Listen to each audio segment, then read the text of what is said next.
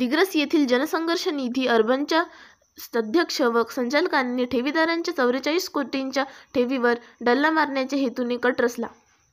त्यातूनच ठेवीदारांना त्यांच्या ठेवी परत दिल्या नाही।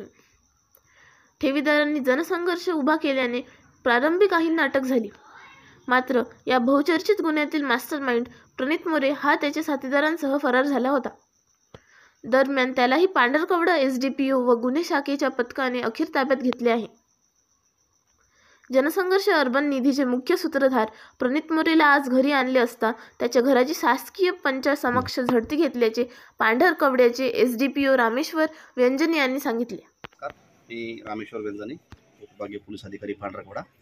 आज रोजी आपण दिग्रस पोलीस स्टेशन येथे दाखल असलेला जो जनसंघर्ष अर्बन निधी लिमिटेड या निधी कंपनीचा जो फ्रॉड आहे त्याच्या तपासामध्ये अटक असणारे आरोपी जे आहेत मुख्य संचालक प्रणित मोरे हे आपल्या पोलीस कस्टडी रिमांडमध्ये आहेत आणि त्यांच्या उपस्थितीमध्ये आज रोजी आपण शासकीय पंचासमक्ष त्यांच्या हाऊसचं सर्च करत आहोत।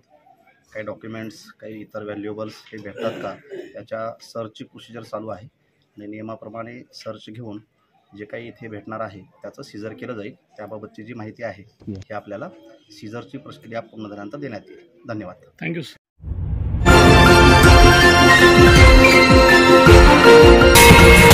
विदर्भ न्यूज मराठी, सकारात्मकतेचा शिलेदार।